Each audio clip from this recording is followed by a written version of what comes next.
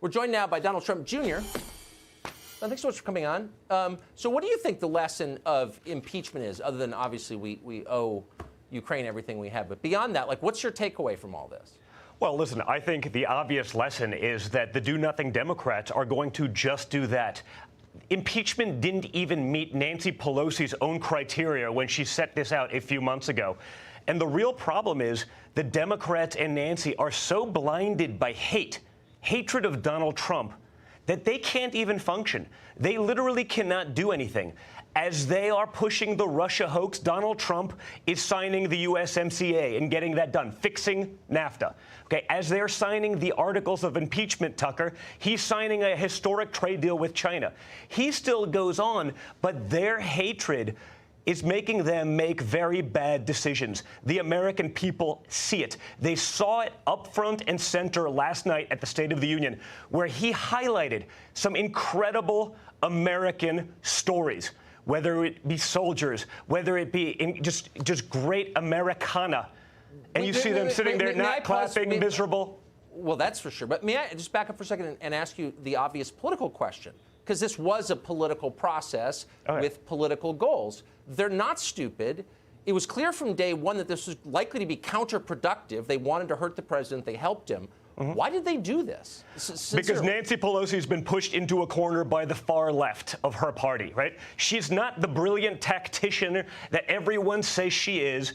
She's been bullied by a progressive left that has absolutely lost their minds. But the American people have not lost their way, Tucker. They get it. They have seen through the nonsense. They see that the impeachment hoax, which they've been pushing for 3.5 years now, is just that. It's a hoax. Okay? They couldn't do it with Russia collusion. This is just version 3.0 at this point. They've lost that battle. The American people want to see them getting in there, fixing maybe infrastructure. We have plenty of things that we could do. Infrastructure would be a great one for my father because he's actually a builder, not a politician. He would do incredible things for America with that. But they could tackle drug pricing. They could tackle any number of things. But your viewers cannot name one thing that they've even attempted to tackle other than to resist Donald Trump and his record of success. And it's not even interesting. It's not even sort of an interesting mission for a political party. I want to ask you about the vote today. So let's say you devoted your life as a businessman to buying companies and then firing a lot of people and offshoring a lot of the company, and you got rich doing that. Whatever, a lot of people do that. Private equity, fine. But would you be in a position to then deliver overwrought moral lectures to others? Well, no. And the gentleman, the senator who did that, it's sort of ironic when you look at even his political career. He's flip-flopped for political expediency on every major conservative issue that he says he believes in now that he's in Utah again. Just go look at the record, guys. It speaks for himself, whether it's his track record on life. The reality is this.